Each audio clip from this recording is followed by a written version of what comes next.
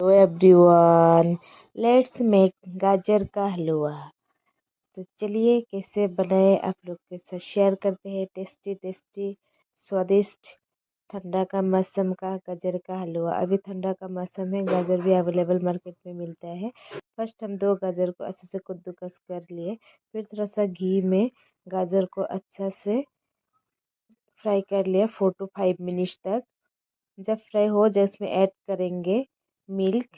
Milk add करने के बाद धीमी आंच में अच्छे से कुक करेंगे। गाजर भी अच्छे से मिक्स हो जाएगा और बॉईल भी हो जाएगा। मिल्क जब तक रिड्यूस ना हो तब तक कुक करना है।